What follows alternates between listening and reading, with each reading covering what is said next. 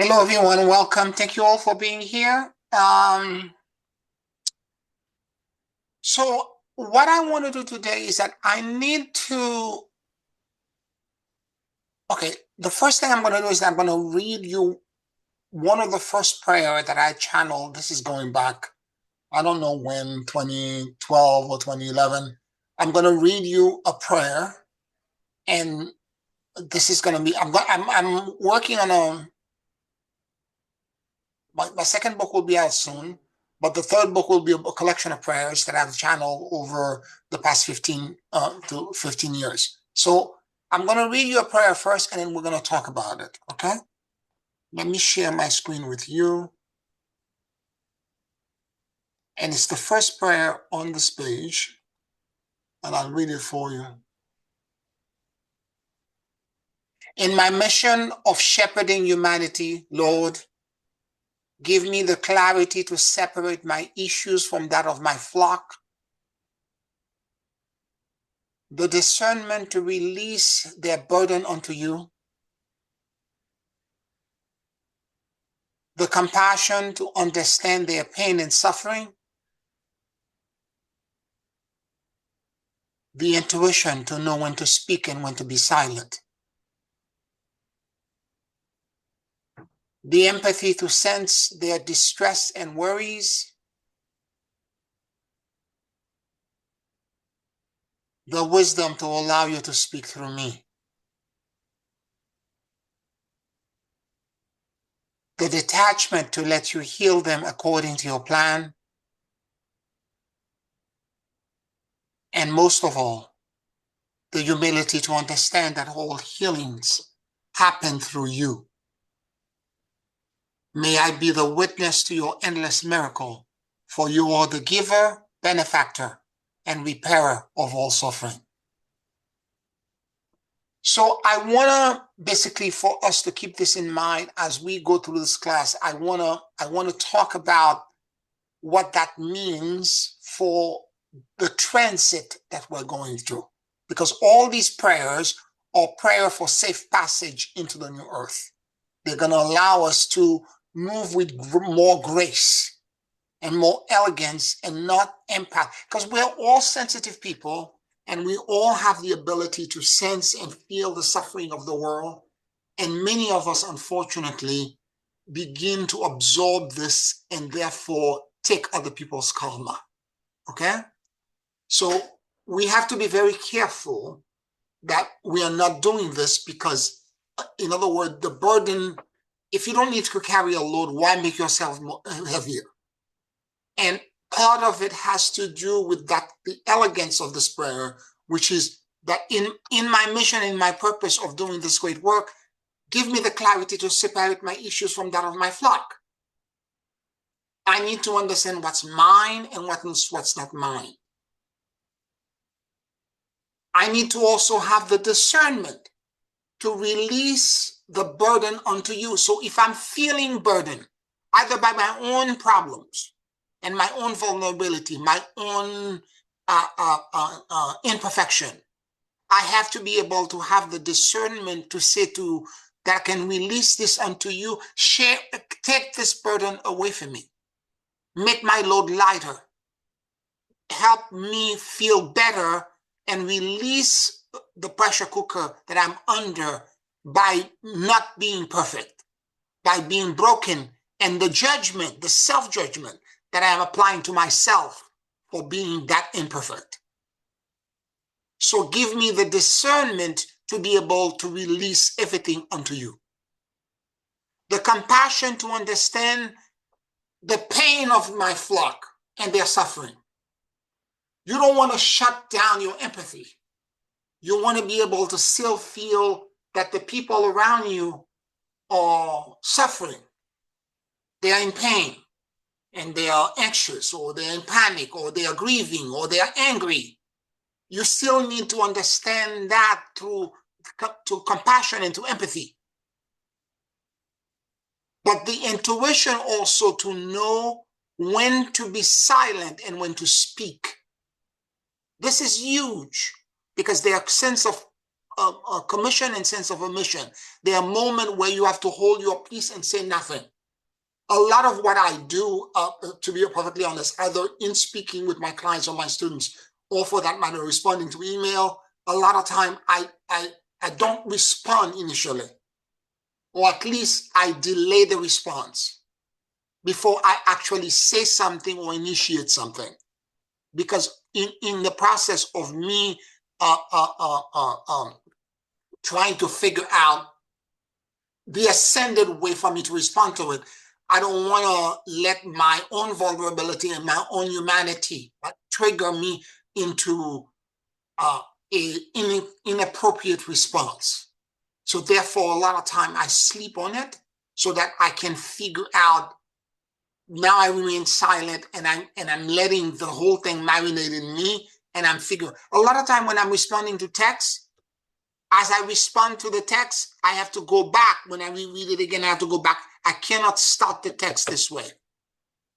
I have to add something a little bit softer at the beginning of the text before I respond to it. So the intuition to know when to speak and when to be silent. The empathy to sense their distress and worries. So the empathy to know when somebody is in panic, is in fear, and sense, that they are in need of my prayer. I have a story about this very recently. I woke up a few days back, and early morning, I always wake up to go to the bathroom first, and then I came back just to doze off for about 30 minutes before I finally get up to go take a shower and start getting ready for my prayers and for the day. And in that course, I had a dream that I was trying to reach my cousin that lives in Atlanta and her brother that's still back in the Caribbean. And apparently I felt that her brother was unsafe, something was wrong with him. And I asked my grandmother, who's deceased, and she gave me a phone, and my cousin who's in Atlanta was there. And in the process of talking to her, asking her about her brother, I heard a woman mention her name in the background, Violette. And I'm like, okay. So when I woke up the next day, I called my cousin in Atlanta. I said, is your brother okay? I'm feeling something is wrong. He said, no, he's extremely ill. I knew he was ill already, but things have taken a turn for the worse. And then she says to me, in addition to that, he's younger than me, by the way. And he is also, and in the course of my conversing with her, I said, who's Violette? And then she reminded me, she said, that's my mother's name. I was in total shock. Again, to empathy. And again, for me, the way I interpret the dream is that he was not in my consciousness, in my mind. My consciousness picked up that he is in need of prayer. Now, knowing what I know about prayer and how to pray for people, I said to her, let him ask him if it is okay for me to pray for him. You talk to him often enough, call him and ask him that Pierre wants to pray for him. Is this okay? Okay? And again, it was God's way or my own heart's way to tell me somebody in your family is in crisis and you need to step up, if they so desire, to take their distress, take their worry into God, take their burden into God, because that's the way I pray. I don't try to lift his karma because he has a lot of karma. He has not had an easy life.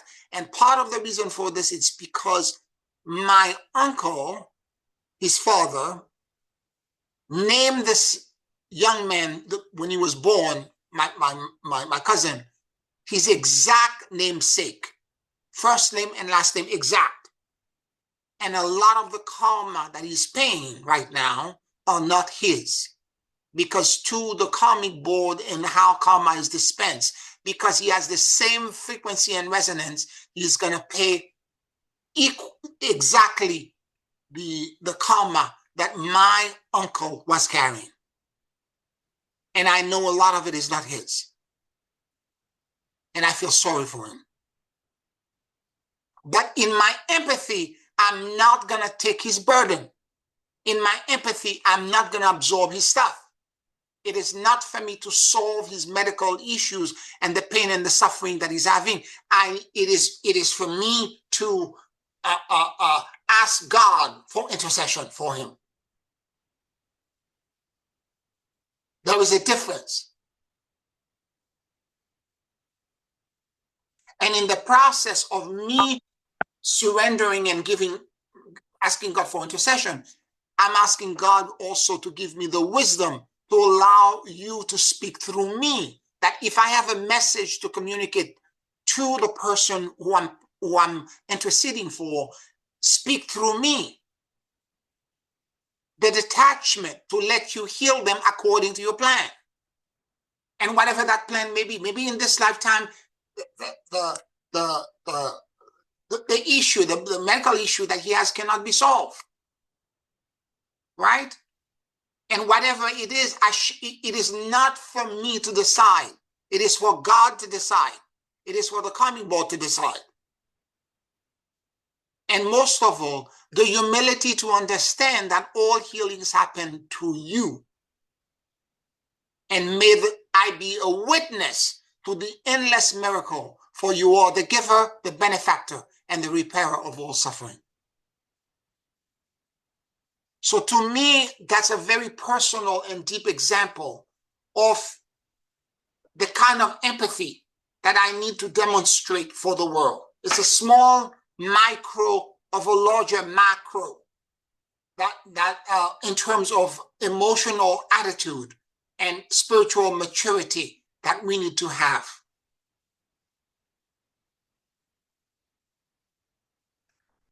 And it's complicated because a lot of time we don't have the detachment because we are triggered by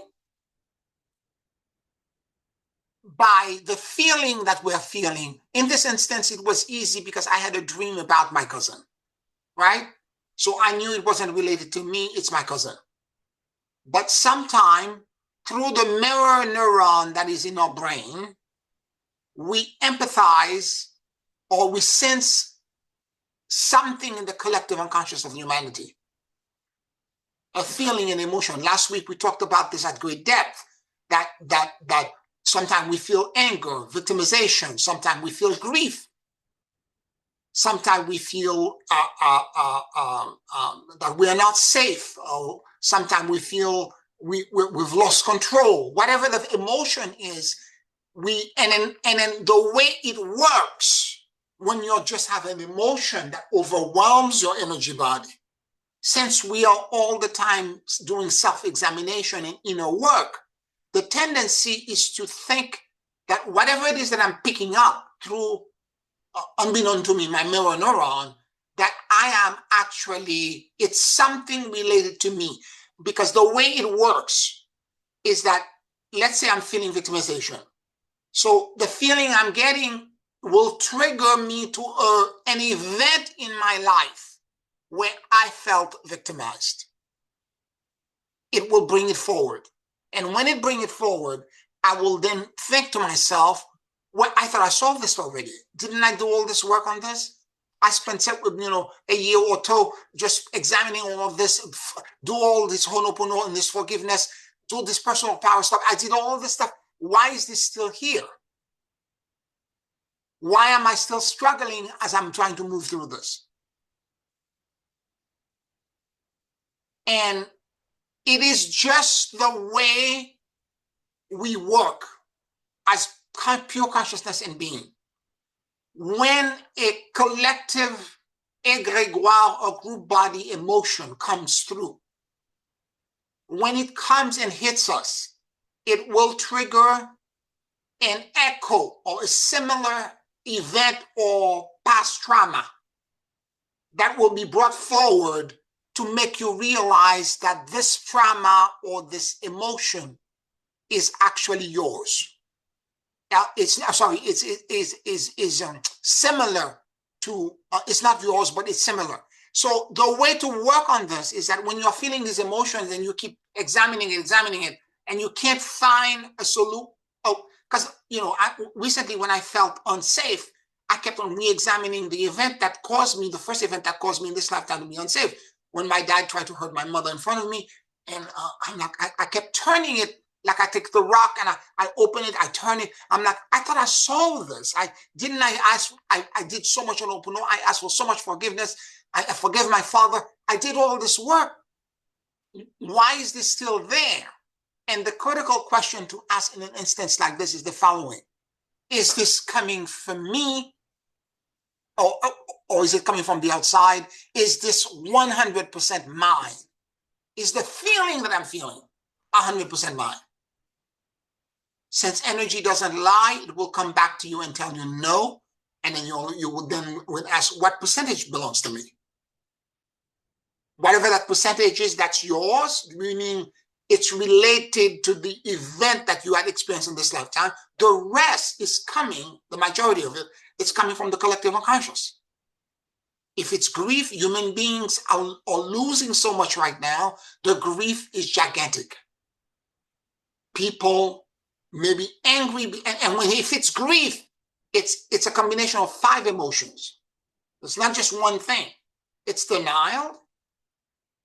Okay, it's bargaining, it's anger, it's depression, and the last stage is acceptance. So depending on what you're picking up in the collective unconscious of humanity, to your empathy and to your mirror neuron, you're going to have to figure out that, okay, it might trigger me to a loss that I had. For example, I had a student who had a loss, buried a family member.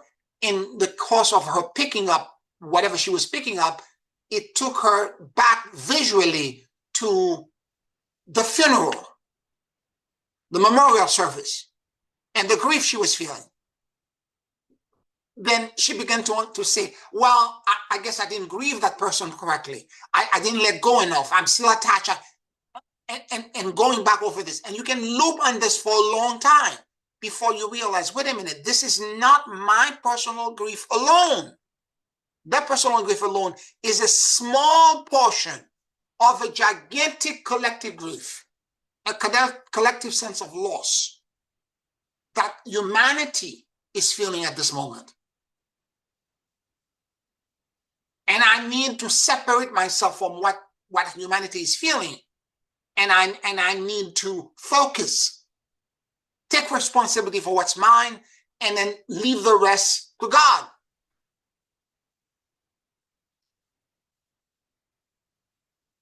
And that's important for us to create that kind of separation and detachment, because it makes things a lot easier.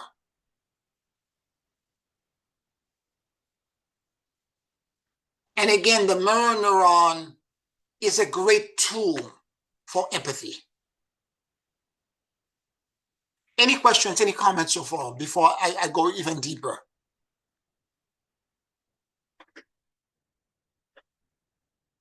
Okay, the mirror neuron thing is really great because I told you before that I have my ability is that I listen well. I have morphogenic listening. And it's through the mirror neuron that when I listen to somebody, meaning by that, when somebody is in front of me or telling me their story,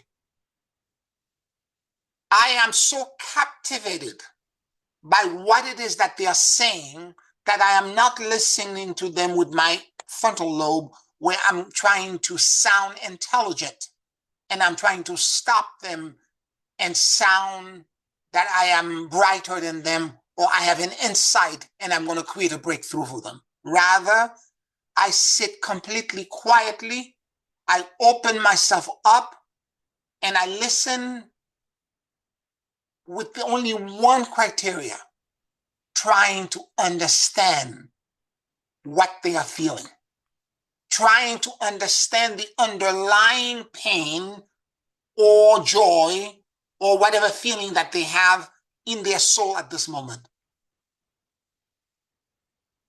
Just trying to understand. No judgment, no accusation, no I am better, I'm superior, you're lesser, none of that stuff. And as I listen like this and I open myself up, that suddenly all this information begin to come in. Even the person themselves talking, sometimes they lie to themselves. But when you're open that way, you see everything. You feel, I'm saying you see, some people do see visually. Sometimes I do. I get a little visual, like I'm almost like a little vignette, a little kind of like caricature vignette that makes me understand what's going on. Or other time it's I know automatically, like a feeling just wash over me that I know what's going on. Or sometimes I actually hear. It becomes clairaudient when I actually hear sentences or name or something like that. Again, it's clear, it's mirror neuron. It's literally, you have to be so neutral to the person that you're listening to. You have to be so non-judgmental, and you have to be such a witness to them that you're not trying to change anything about them. You're not trying to heal them, because a lot of those go with agenda. If a client calls, is asking me for help, I have to demonstrate to them that I can give them a breakthrough. Sometimes the breakthrough you're giving them is to listen to them completely. And through their own mirror neuron, if you're doing this for them, they will come back, guarantee you, because they will feel for the first time that they have been heard, truly heard. Because the God within you, the manifestation of God that you represent, will have confessed them and heard their burden. And because of this confession, because of this non-judgment environment and frequency and bath that you're creating for them, they will receive absolution, meaning 50% of their pain. Because the biggest problem we have, we think that we're alone, that God is not listening to us. And when you find somebody that's so empathetic and so open and has such incredible ability to create that safe place for you to unburden yourself, once you've done this, you feel 50% better. And it's not that the person, individual, physical individual is doing this. It's that the God within them, because of your neutrality, is truly listening to them. And they can feel this. And you will become sought after for that empathy.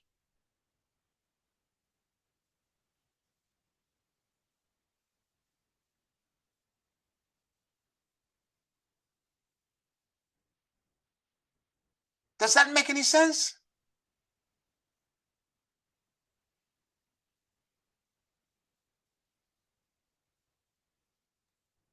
Sounds like a pattern to be not only applied one-on-one, but perhaps on a more collective level, if one has the strength to be neutral on a collective level, I suppose. Is that taking on too much? Say that again. You said it sounds like a pattern. Say that again. I'm sorry. I missed something. Listening in the way that you've just described, Yes. one-on-one, Yes.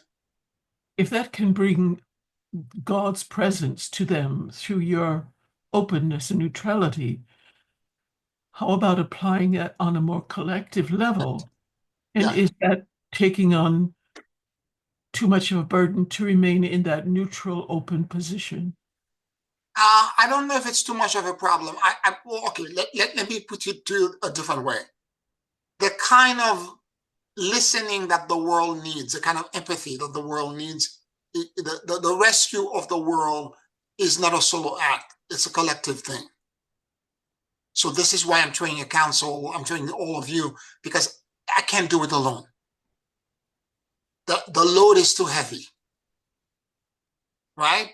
And so the idea is to train enough people to have that kind of open empathy.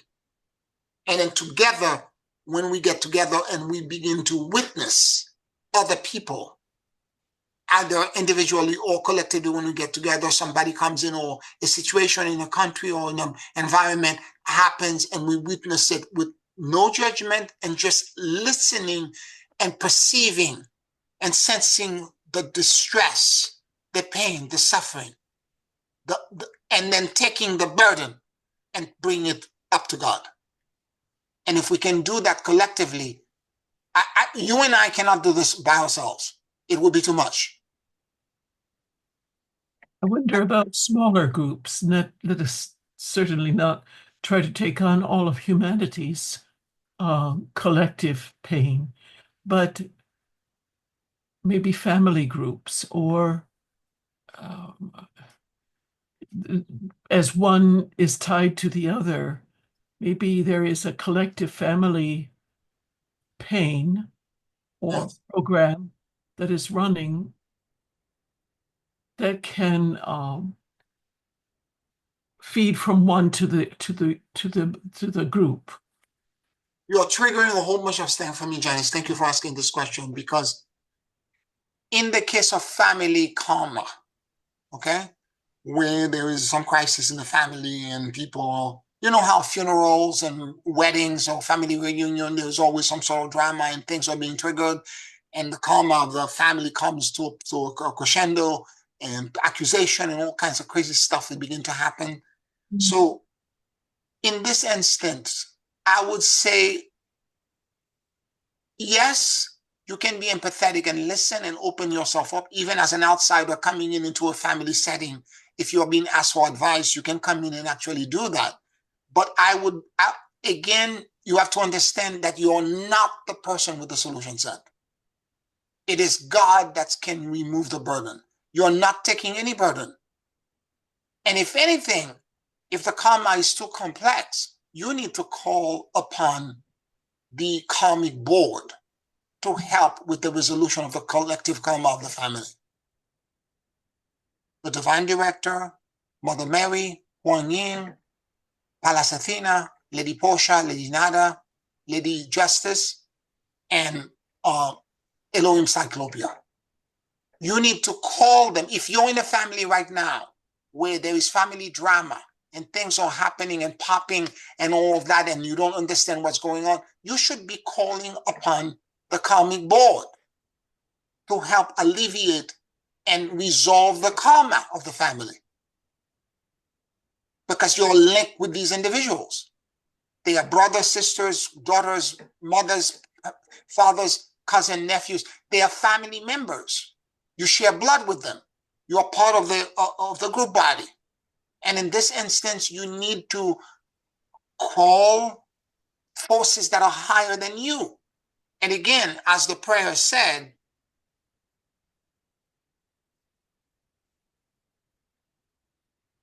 the detachment to let you heal them according to your plan. It is not up to you and me to figure out that this person should do this. If you're doing this, you're calculating frontal lobe. You're no longer detached, and therefore you're entangled with the karma. Even for me, as a coach that's brought into a family situation, I have to find a detachment, because if I get involved, the karma will become mine. I'll become soil. You can see that that is the key. And if it's your own family, difficult to remain neutral and listen in a way that allows God's presence and not your own to offer the solution set. But that would be a goal that I'd like to consider uh, as possible.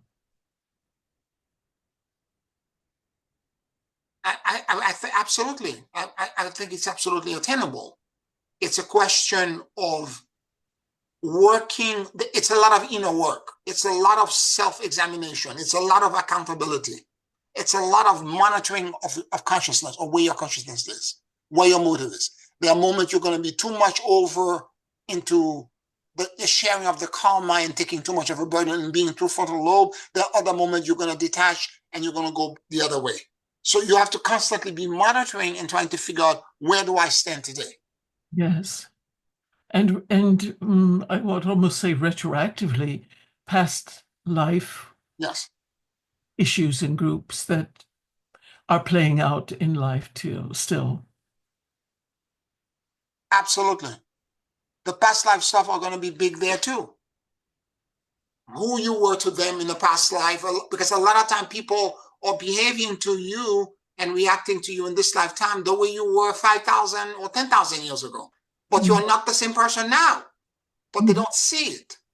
Mhm. And Thank you. you Very, know what I'm very saying? And the monster they thought you were, they are reacting that way when in fact you're a completely different person now. And this is where the Honopono and the forgiveness has to come in, when you begin to realize, okay, I was this person in the past and I did that as the offense. I'm going to ask you now preemptively for forgiveness for that. And I'm letting go, and I'm replacing it by unconditional love. excellent. Thank you, Pierre. You're welcome. So it's a whole different ball game when we have all of these nuances that we have to navigate. How do we navigate the karma, and particularly in family setting, when all of these things are happening? For example, what's happening with my family? Okay, I know the detail of my cousin's karma and everything else, but I cannot interfere. I cannot take the burden and the responsibility to try to repair him, heal him, and take a bullet for him. This is his karma with his father, my uncle. I had told that entire part of my family, and they are a different religion. They don't believe in the same thing I did. I have that one cousin in Atlanta is more, can listen to me. They're Jehovah Witnesses. The that cousin can listen to me, and I did tell her the only way his karma can get better is for them. This was years ago, 10 years ago. They have to do a name change. He has to take legally a different name so that he can change his entire path and future. Because that name he's carrying my uncle's karma. Because most of these things that he's doing or that's happening to him, all this misfortune, it's not his. Because my uncle was not a simple man. He had a certain appearance that he presented, but he was somebody else. He had demons.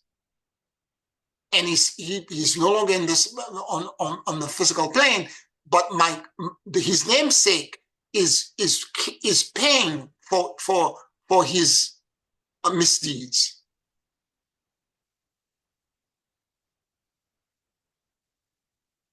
And of course, the name in this lifetime will not change because they don't believe in that stuff. So I'm gonna let it go. This is not for me. And all I can do at this moment, since I got agreement to pray for him, the only thing I can do is to send him love and light and ask God for mercy. And if he's to leave the planet at this moment because he's deathly ill, let it happen with less suffering. That's all I can do. So be aware, and do not, I'm telling you this, do not, if you're finding yourself in a family situation where there's intensity and all kind of thing, I have situation in which I am calling the karmic board. I'm asking for assistance. Do not be shy. As I said, the divine director is a cosmic being. He's not from any universe. He's outside of all of this. He's a powerful, powerful being. And it's not, remember, karma is not punishment. It's not an eye for an eye and a tooth for a tooth. It's actually uh, uh, repair and correction. It's a positive thing if it's viewed in the right light. There is such a thing as positive karma, as also negative karma. You can think of it, if you go to a bank account, as debit, a credit, or an expenditure, or a deposit. Okay, and so you can figure out, and if that is the case, then the karmic board, or the people, because it's very, if left by its own nature, because it's basically the background foundation around which our ability to give and receive from each other. It's about giving and receiving in a balanced manner, and it's the laws that were created at the foundation of our universe to help manage how we give and we share emotion, how we share love, compassion, word, deed, and action with each other. That whatever you do or you express will echo back to you. This is the way the law is. What you express, what you say, what you do will come back to you. So, and again, what you give is what you will receive. So it's about giving and receiving. So in this instance of this exchange, I have to make sure that at least the universe had to make sure that there are celestial entities that can help have maneuver, because by itself the law can be extremely cold and could also be extremely brutal. And the karmic board was created as a body to help administer the law with empathy, with mercy, with love, and in fairness. So the divine director is the kind of like the head of the board. Then you have Lady Kuan Yin, who is the Buddhist version of Mother Mary. She's the Bodhisattva of compassion. She took a vow never to completely ascend until every human being on earth have moved into a higher realm. She is, her name, Kuan Yin, actually means she who hears the suffering of the world. She hears everything. She's that open. She's in such a witness that she can hear all the suffering. She's not like you and me, because I'm nowhere near that. Then Mother Mary, the Mother of Mercy, Pallas Athena, the Goddess of Truth, Lady Portia, who was a champion of justice during the medieval time, Italian of origin, Lady Nada, an ascended female ascended master who is a self-effacing ascended being that puts the need and the desire of others first, and is basically like an unknown. She's as egoless as you can be. Of course, no one can be completely egoless, but she's as egoless as it can be. And then you have Lady Justice, which represent the blindness of justice. That if ever karma and a just equitable separation between people were to happen, justice is blind and she would be the one to administer it.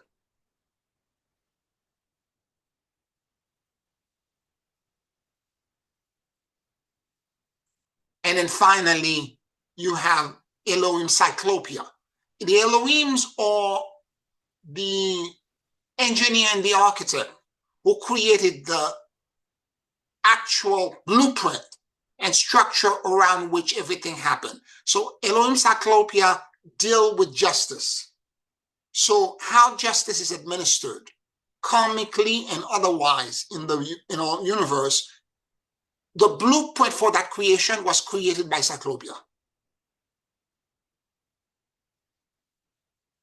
And they all sit together as a board to review the karma and the situation of people that are happening, our karma, the karma individually, collectively for a family, for a community, for a nation, for humanity, for a gender, whatever. They oversee it. I wanted to go over the detail to make you understand when you're calling this being, who you're calling, and what power they hold in the administration of a fair and equitable resolution and repair of the karma unbalance that you're presenting in front of them.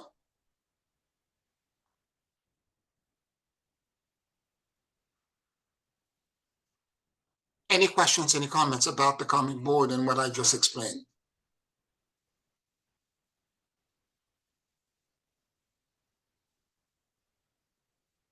It's important for us to understand these spiritual being and celestial hosts because they can help. They are of tremendous help,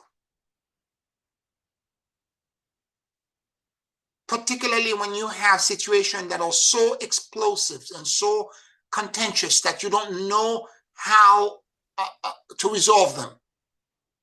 Call the karmic board. Ask them for support.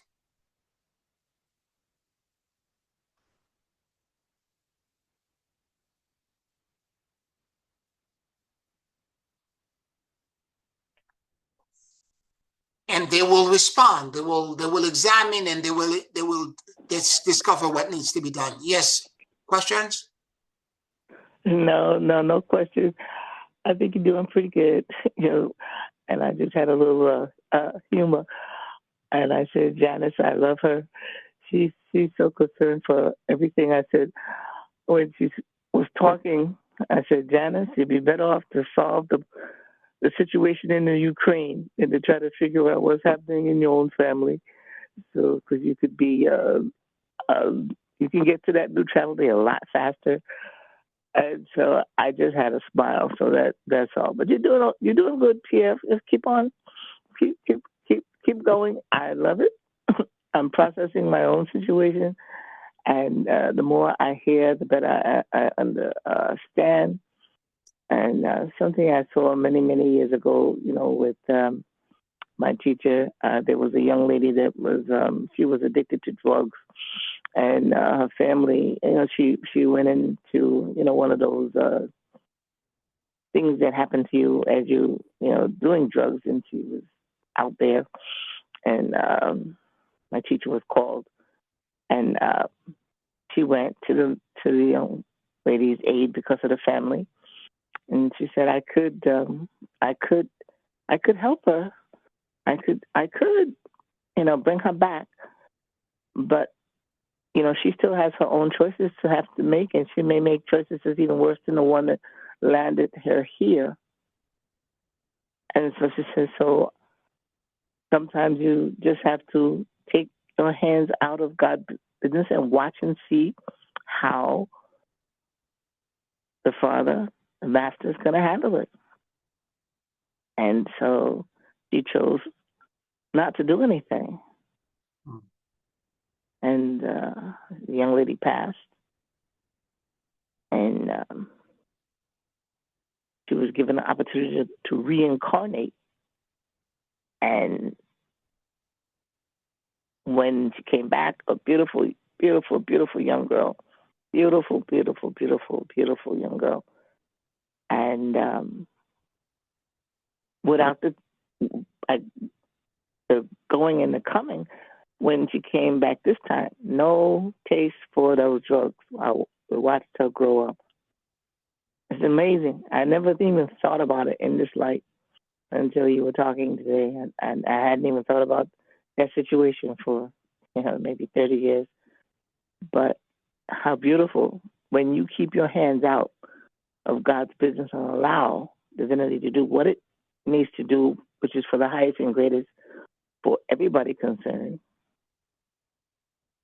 It's beautiful. The only thing I can say is you pray for strength for yourself, and I pray for strength for myself and courage to keep my hands out of God's business and allow for the highest and greatest good for all, because that's the best for in the long run. And because the divine sees what you don't see, not just what's happening in this moment. Oh, I don't want this person to leave me, blah blah blah. But they're seeing down, down, down, down, down the line, generations to come. Mm-hmm. And we don't see that. We just see where we are in this moment. But today, this is a grown woman, beautiful, beautiful family, all that stuff, and totally disengaged from that old life. And like you were talking about the name, new name. Whew. Oh my goodness! Why did I even say anything? God, Lord, beautiful, beautiful, beautiful. So what you're saying is so, so, so, so true. But we don't have that sight. We don't have that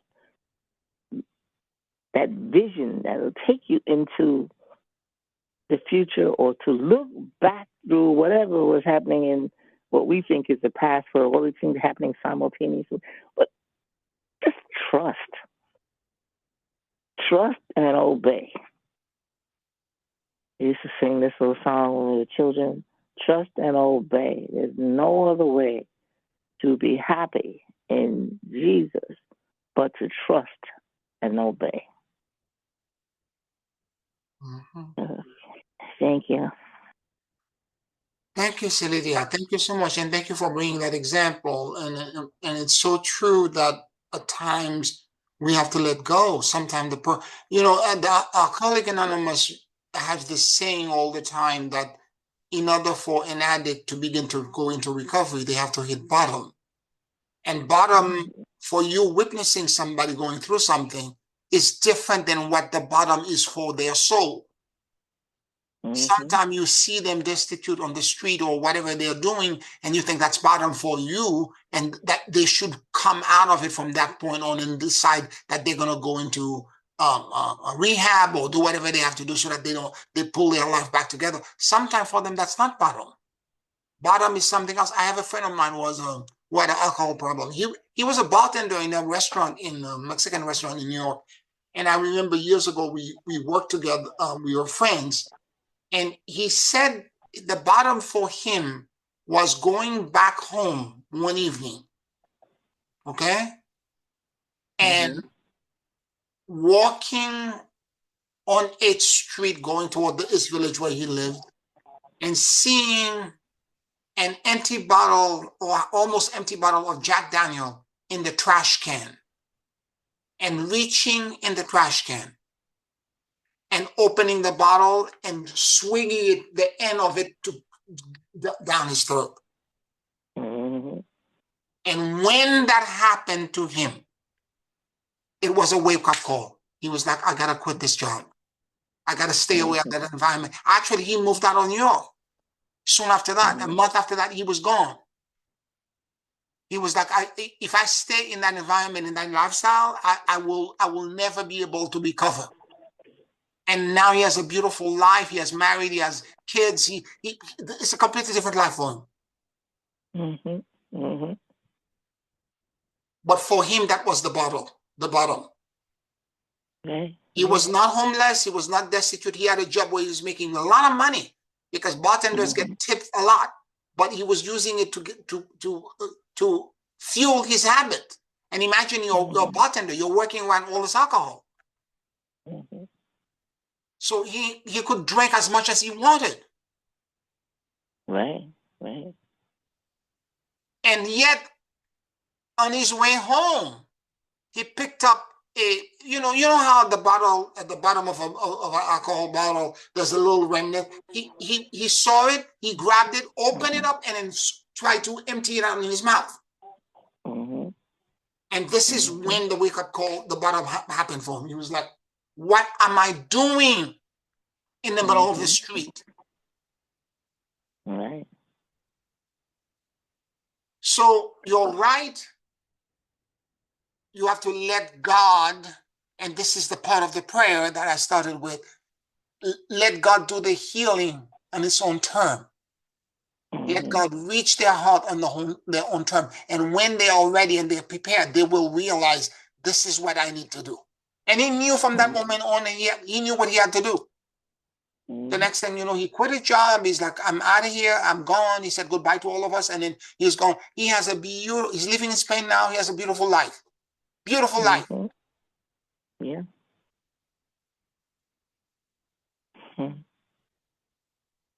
And that's what I like, is that sometimes, and this is where empathy for us is that we take the burden to God and we let God do the healing. It's not us doing the healing. It's very hard because it's a thin line. You're feeling the pain, and through your mirror neuron, you're sensing their burden, you're sensing everything that's happening to them. And then you have to say to yourself, to what degree do I go in and interfere and try to push the pain and the suffering for them out? Because the moment you do this, you're carrying their karma. You picked up their karma, you put the load on top of you.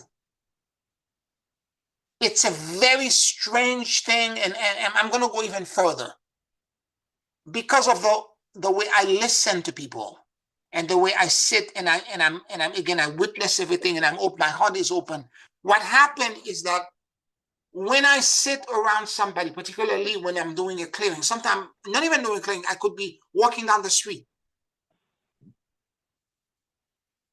If I am in listening mode and I am completely surrendered and open, what then happens is that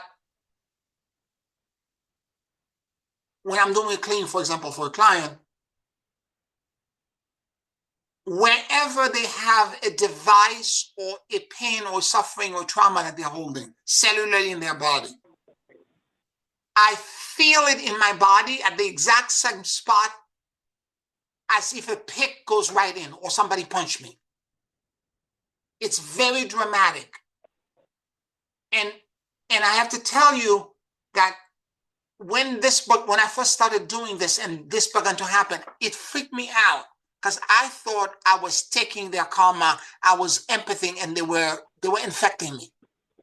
And Spirit said, no, we're trying to tell you that in the exact location in their body through a mirror, that they have a device or they have a trauma or they have an issue that they're holding there. And the way I deal and process with this, let's say it's left shoulder, left shoulder blade, I then let my energy body, when I sense it, I feel it, I'm like, okay, I take a deep breath and I let my energy body go, my consciousness go into that location. And I simply said to myself, thank you for letting me know. And the moment I do this, it goes poof, and the pain disappears. I'm saying this to you because you're all empaths, and you're capable of sensing the feelings, the emotion, the pain, the suffering of others. Just because you feel it. Because the moment you say, I have a pain in my shoulder blade, the moment you say, I have, you claim it, it's now attached to you. You took their burden, you took their karma. You're sharing the load with them. The words that you say silently or openly to yourself is key. I feel a pain in my shoulder blade as opposed to I have a pain. Mm-hmm. So I feel this pain, right? And then since you're empathing, so you sense that your empathy, it's going to mirror neuron and empathy.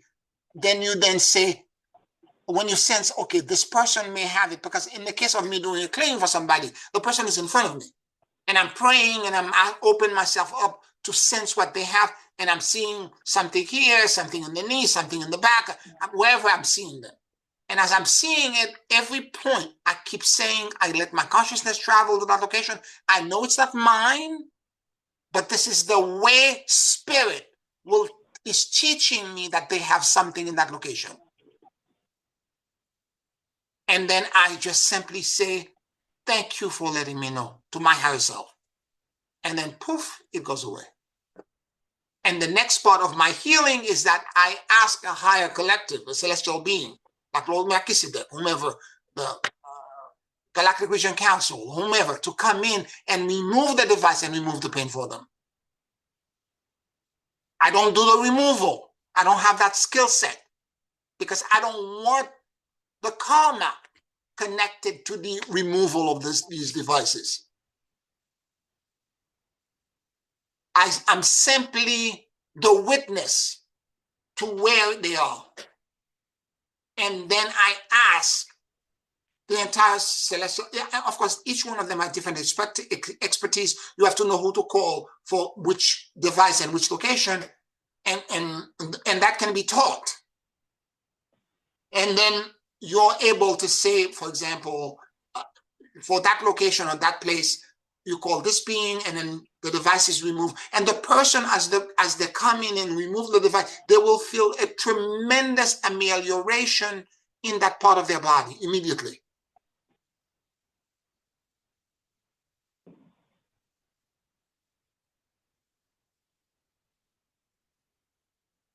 Now, the question you should be asking is that sometimes the person is not sitting in front of you, you're not doing a claim for them. Sometimes it's a family member, it's a friend, sometimes it's the whole planet that's experiencing something, and then you empathing something that collectively that they're feeling. How do you extricate yourself from that, and how do you get yourself to a point of saying to your body, or the clarity to find a point to say to your body, this is not mine, thank you for letting me know, and ask some sort of higher celestial being to come and extract it from you.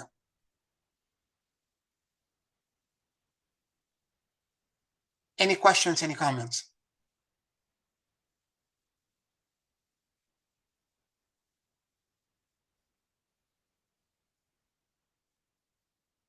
It's a little bit of a, in the case of, for example, of you knowing that you're empathetic, my empathy and my thing with people that I care for is so deep. In my instance, I dream their situation all the time. I go to sleep, and the next thing you know, I have a dream about them. People are freaked out. And this is one of the reasons why I'm not in a relationship at this moment, is that I freak people out too much. I get first name and last name of people that they secretly or meeting or whatever it is. I get all kinds of information.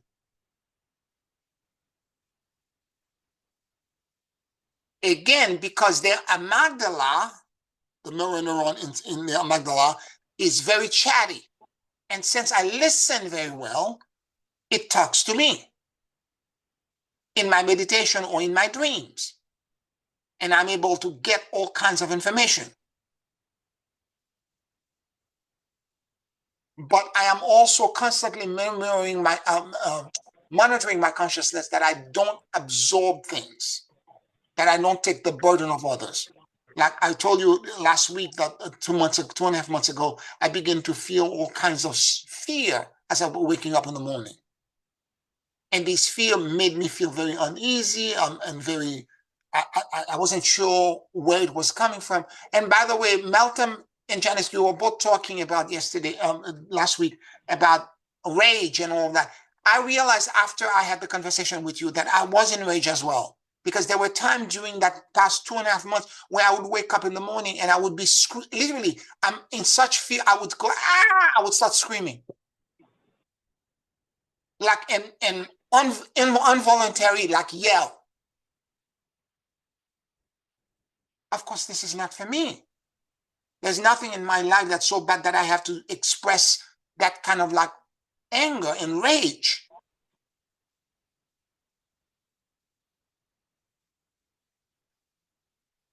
And so I'm noticing for me that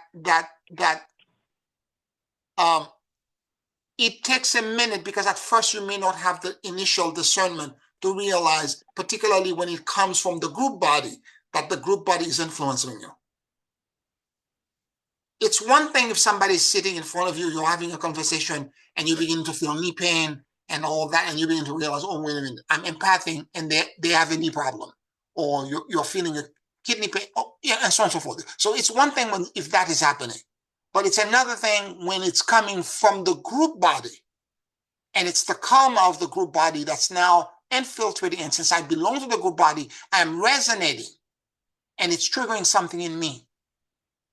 That takes a minute for you to discover. And it's the same process of querying and inner work, of going in and trying to say to yourself, what am I feeling? Where am I feeling it? Is this 100% mine? Is this coming from me or is it coming from the outside? And when you begin to realize it's not yours, although there is a resonance, there's a the collective unconscious has all kinds of feelings and emotion going in it. Some of us who the overwhelming challenge we're facing at this moment, because the outside is a mirror. So on the one hand, it's not yours, but it is yours. Let me explain. The outside is a mirror, right? So if you're resonating and you're feeling, in my instance, I was feeling I'm unsafe.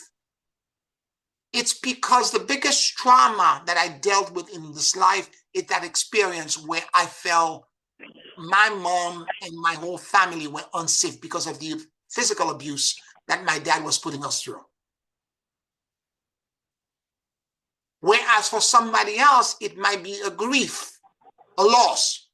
For someone else, it might be a moment of incredible rage or a sense of loss of control or some other emotion. So if at this point in my life, this is presented to me, the outside is triggering me because because the collective unconscious, there are all kinds of emotion running through the collective unconscious. And the one that's hitting, that means that back door of feeling unsafe is open. There's a crack in the armature. Although it's not 100% mine, there is a crack somewhere. I have to figure out a way to close that crack so that I don't get infected back through it again.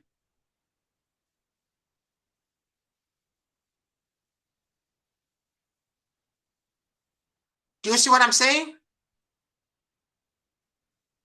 So the outside is mirroring something really big that I cannot fathom and I cannot solve, but it is also an opportunity to tell me that there's a small part, there's a 10%, a 15% that's yours. So you need to work on that 15 or 10%.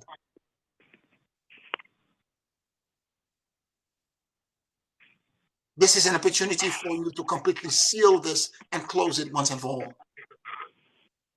Because I didn't feel grief. I didn't feel these other emotions that other people may be feeling at this moment.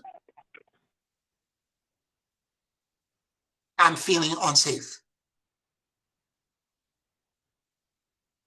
So whatever I need to do to close those back door, I need to take care of it.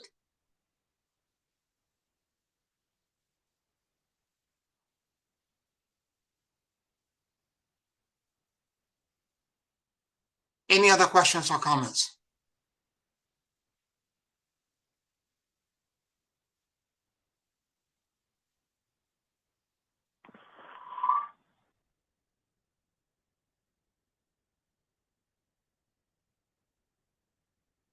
Now, the whole point of this is to learn how to give and receive in a balanced manner. Is to learn how to give and receive in a balanced manner. That's the whole point of this. Okay? So maybe we should spend the few minutes that are left for us to review the desire to give and the desire to receive. The universe was created by two giant important emotions, which is a desire to give, which is the impulse to create and to share with the world, and then the desire to receive.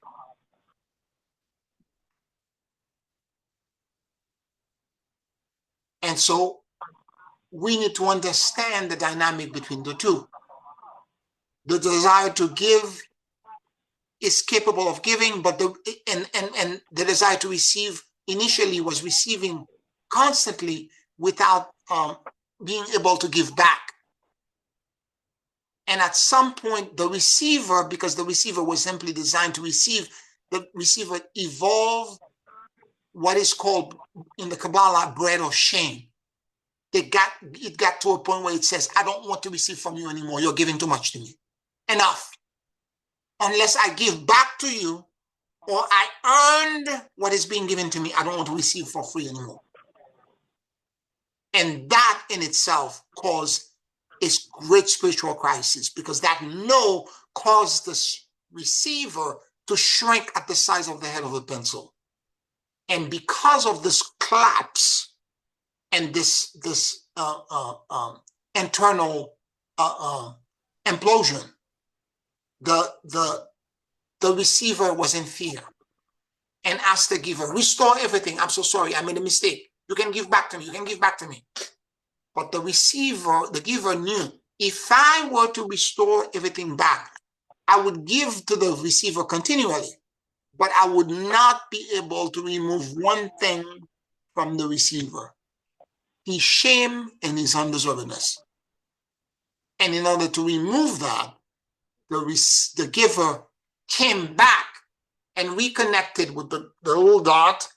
And when it reconnected, it exploded it out in a gigantic spiritual detonation, creating the Big Bang, creating the universe, and creating a stage or an environment in which the fragment of the receiver, which we all are, with all the planets and all the stars and everything we see in the physical universe, can now learn to give and receive from each other in a balanced manner. But in the following manner: I have to be both the giver and the receiver, so that I can remove. If I repeat the same pattern where Malcolm is giving to me, and I'm receiving and I don't give anything back, the dread or shame will evolve again. It will trigger back in me.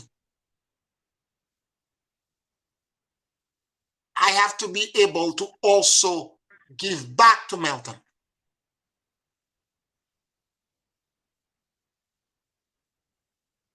And this is the drama, the setup, and what's administering the giving and the receiving: the laws of karma.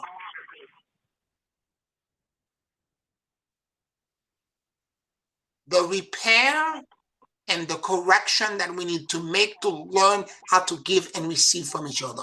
Affection, money, love, kindness, mercy, empathy, permission, all of the emotion in the world.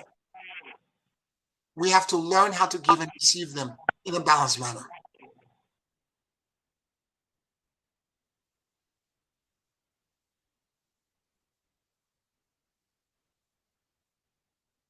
Any questions, any comments?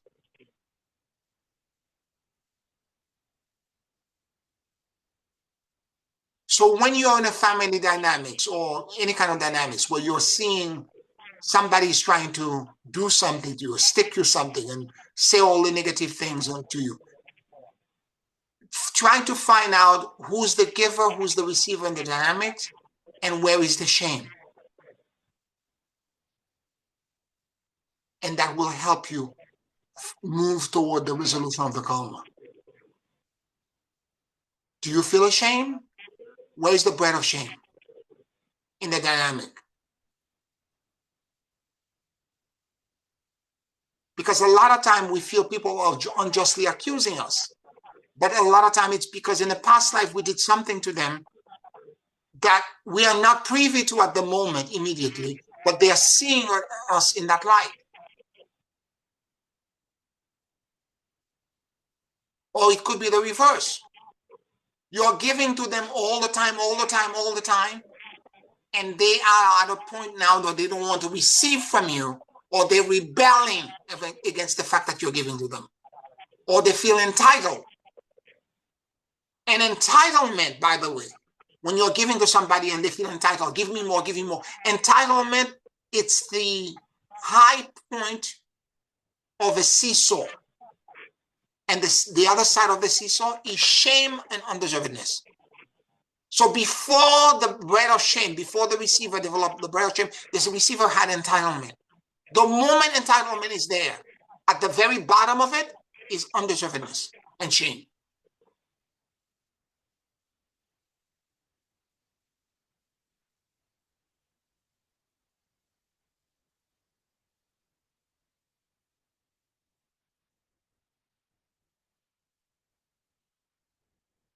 And if you have undeservedness, if you have shame, there's a part of you, and we all do, because it's basically the operating system for the entire universe, because we are all aspect of the receiver. There's a part of us that feels shame and undeserving of many things.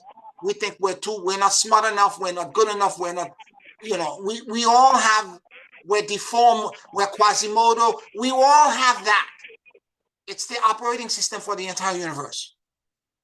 But ascension means removing undeservedness, removing of karma, and that karma is that realizing I'm deserving.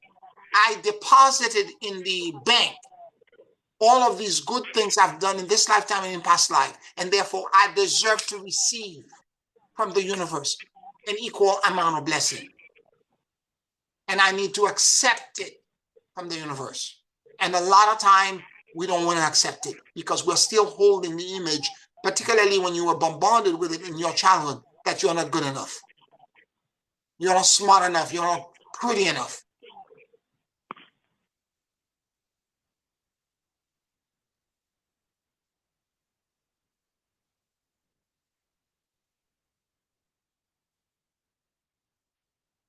So monitor your consciousness to see where the entitlement is in you, if it's there. And if you have the reverse and you feel undeserving, where is that program coming from? Who was the initiator in this lifetime or past lifetime to make you feel undeserving? And in truth, are you really undeserving? The fact that you are broken, none of us are perfect, all of us feel broken somehow. The fact that you feel unbroken, take the brokenness, take the shame and the undeservingness and ask God for help. I feel broken, I feel shameful, I feel undeserving. I am asking you for help. Help unburden me with this. Because in the totality of my life, if I was to be frontal lobe and be just, I have done some good things. And I should be rewarded something for the good that I have done as well. My life has not been a waste. Therefore, guide me to accept that I am deserving of something, of your blessing, of healing, of love, of abundance, of mercy, of hope, and of neutrality.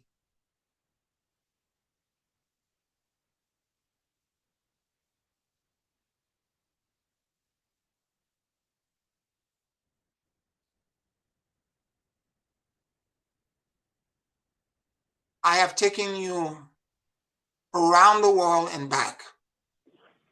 I've said a lot. Any questions, any comments before we close, before we break and do a closing meditation?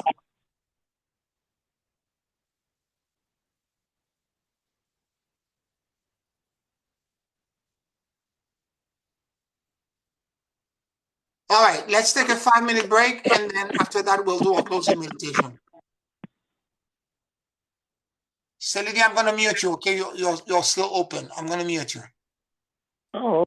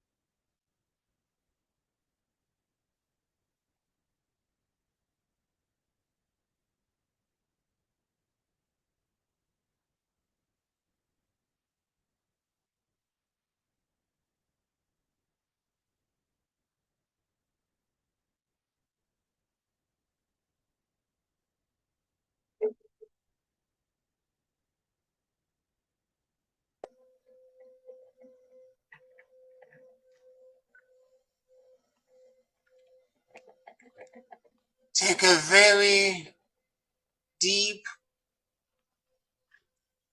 and slow breath.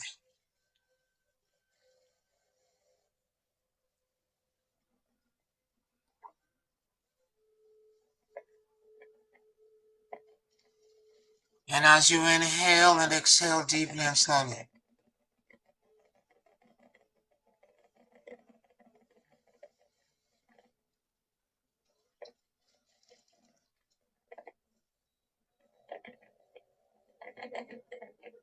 allow the universal life force that permeates everything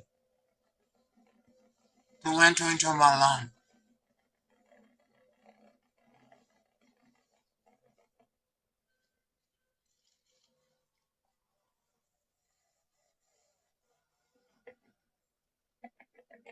Keep breathing deeply and slowly.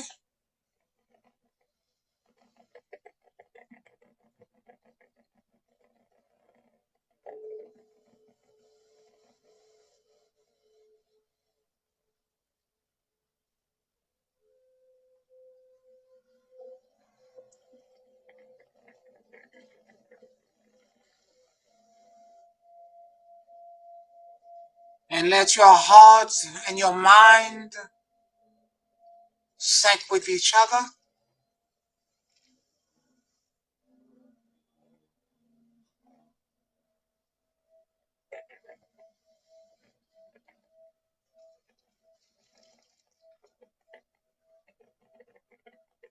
And notice what you noticed.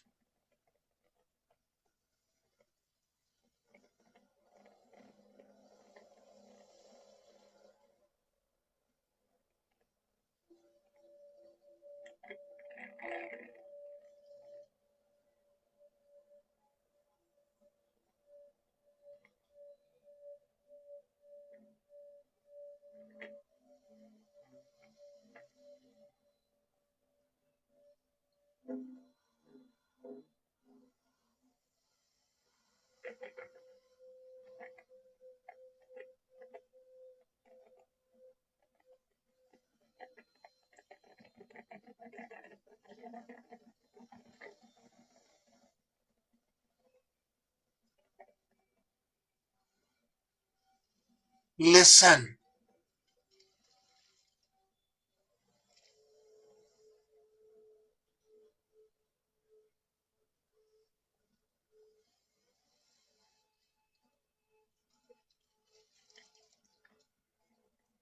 Listen as if the more than 50 trillion cells in your body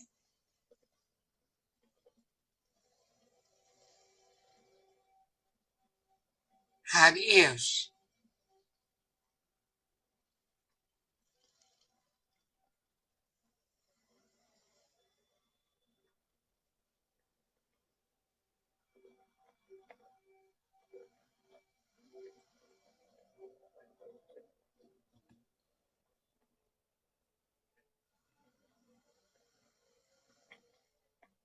Keep breathing deeply and slowly.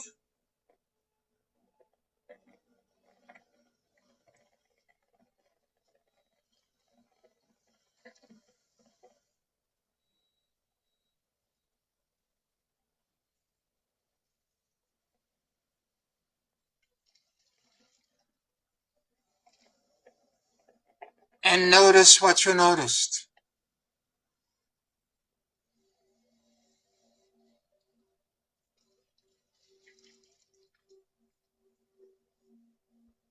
Keep breathing as you release all attachments, fears, and control. And I surrender into the great emptiness and endless luminosity.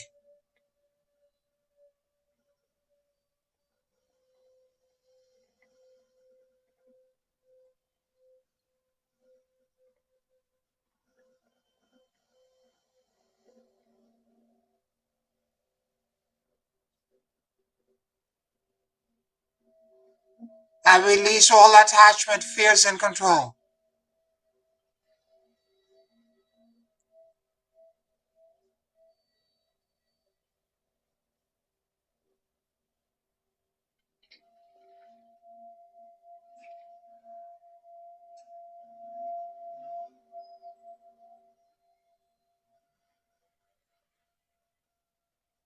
I surrender into the great emptiness and endless luminosity.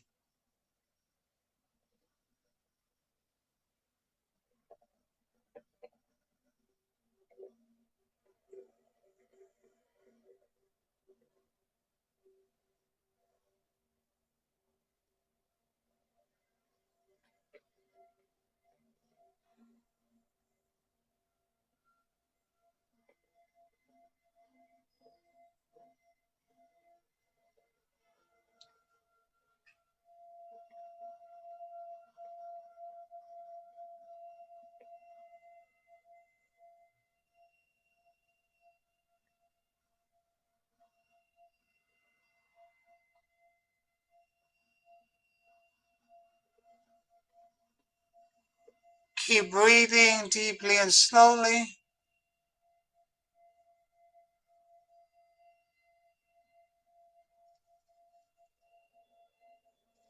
And become aware of any sensations, feelings,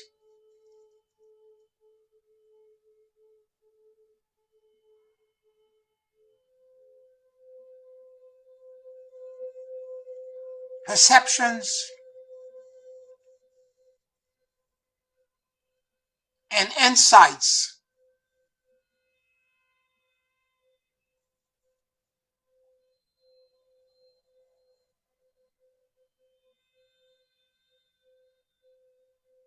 that may exist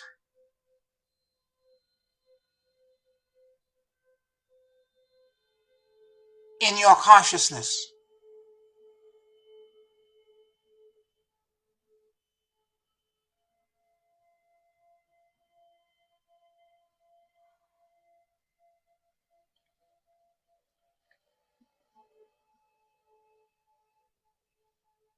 Listen.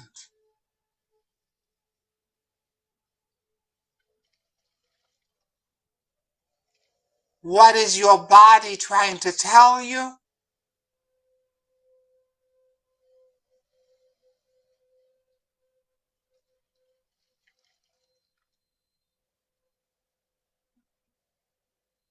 What is the universe trying to tell you?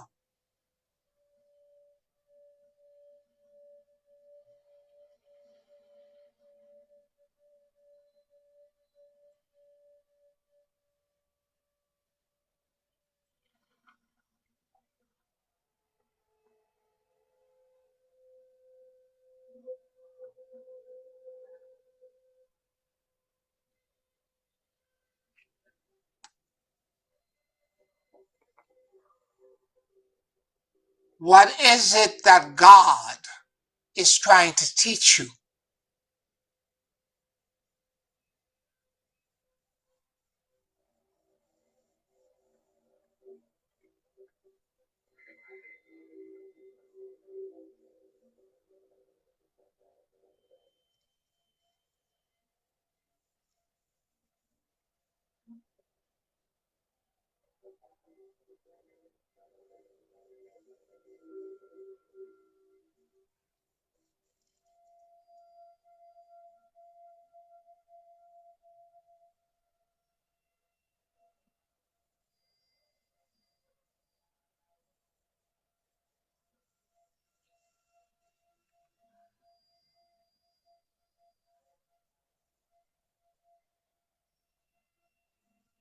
What am I feeling?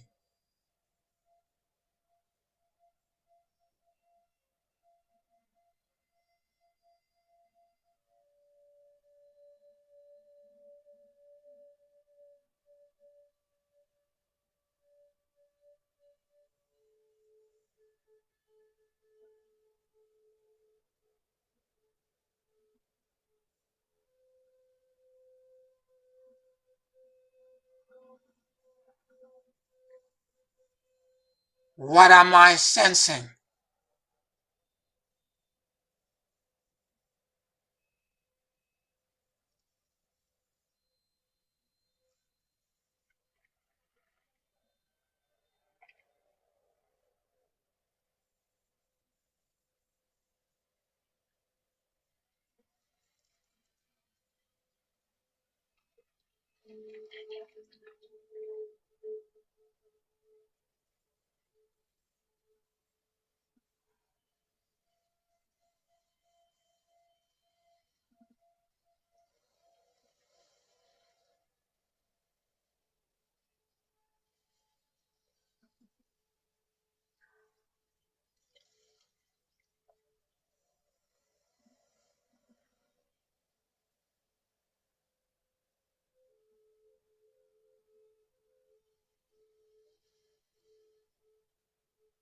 Is this coming from me?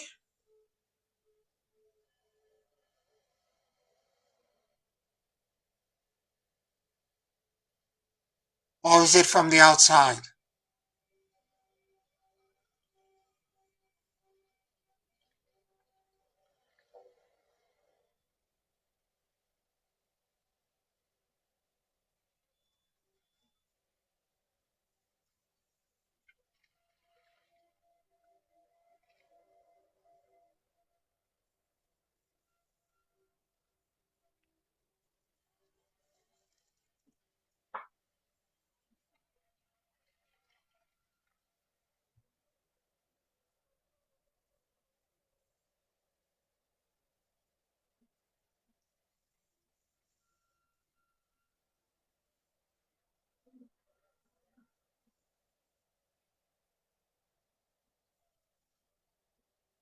Is this 100% mine?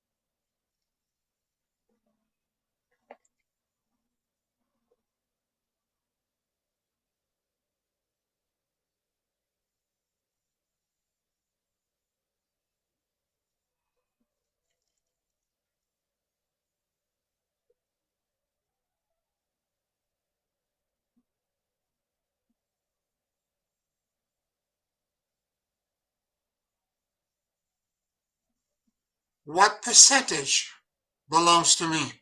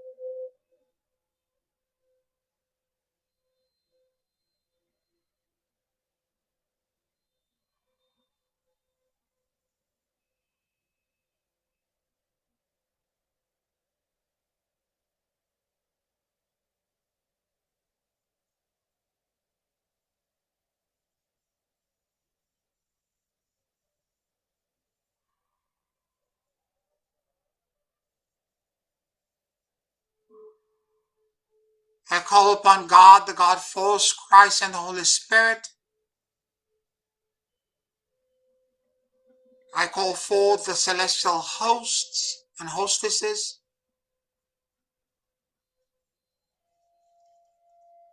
And I ask them to remove and disconnect from me the percentage that's from the outside. Extract from me and from my feelings and my energy bodies all external content, events, and feelings and emotions.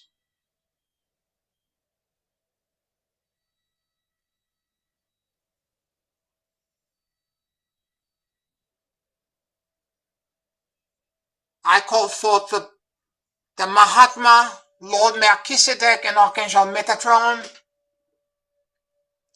and I ask them to run their platinum light net through my full body system and to remove from me all of this external attachments, feelings, emotion, karma,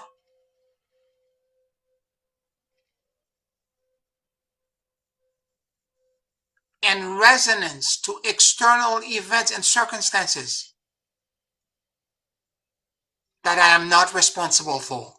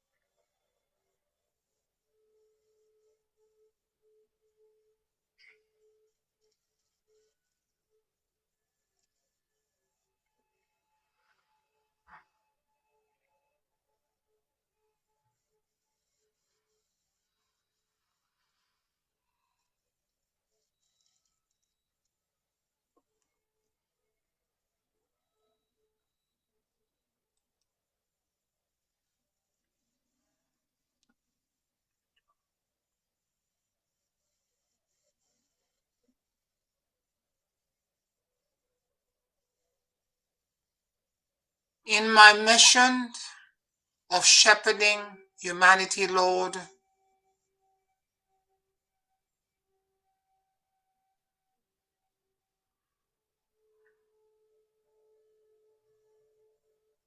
give me the clarity to separate my issues from that of my flock,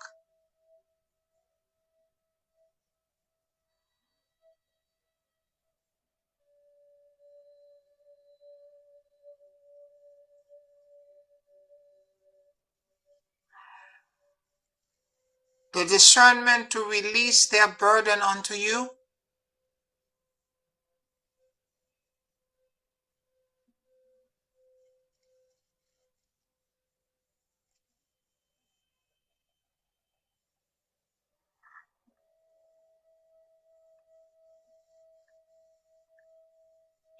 the compassion to understand their pain and suffering,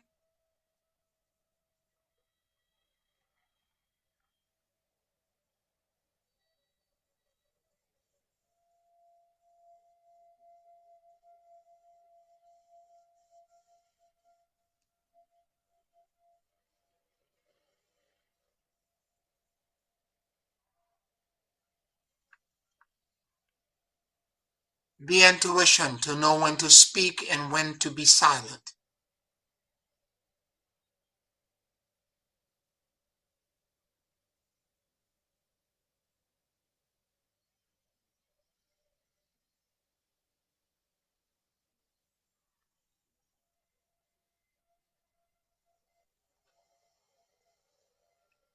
the empathy to sense their distress and worries,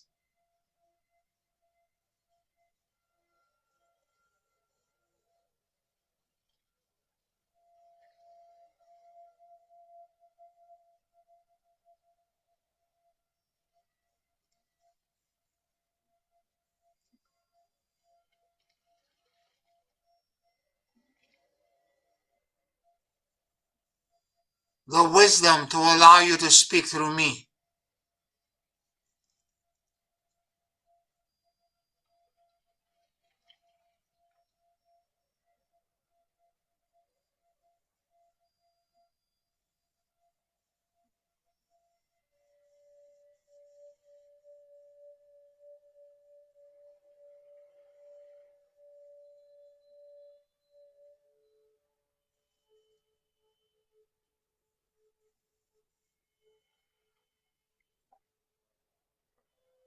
The detachment to let you heal them according to your plan.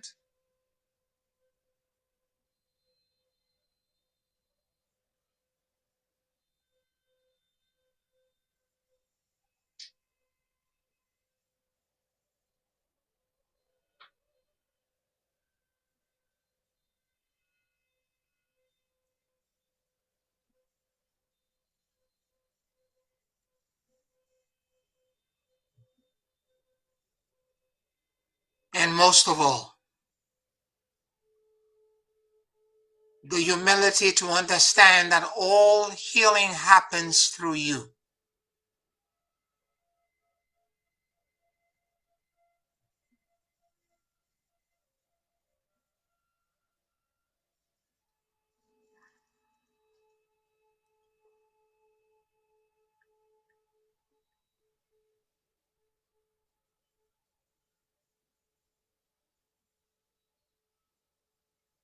May I be a witness to your endless miracles, for you are the giver, benefactor, and repairer of all suffering.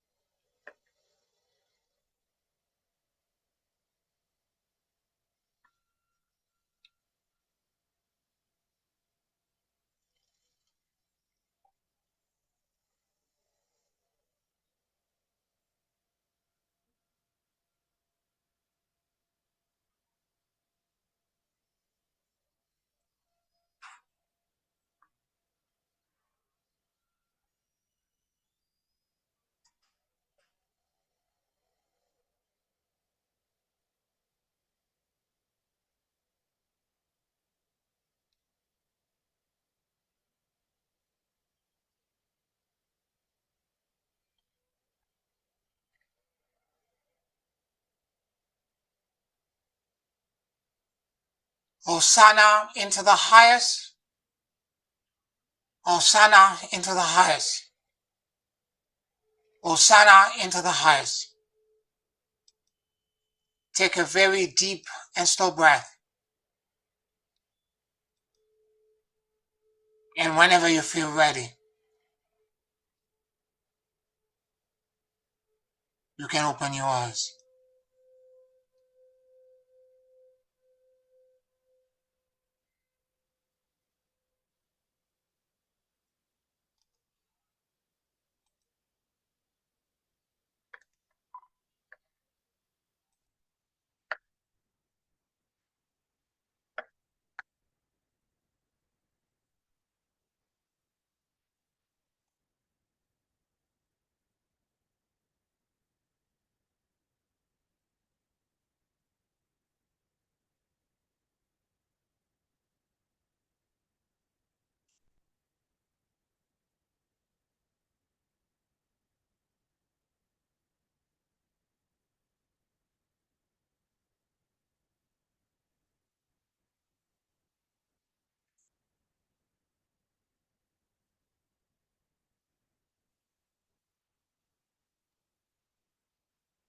Thank you, Pierre. That was healing. Very deep. Beautiful. Beautiful. I want to thank you all for listening to us tonight. And if you're watching us on YouTube, like this video, subscribe to the channel. If you're on Patreon, thank you for your patronage. My family, I love you so much. And I look forward to talking to you next week. Deep love, everyone. Love Blessings. you guys. Bye. Bye. Good night. Love Bye.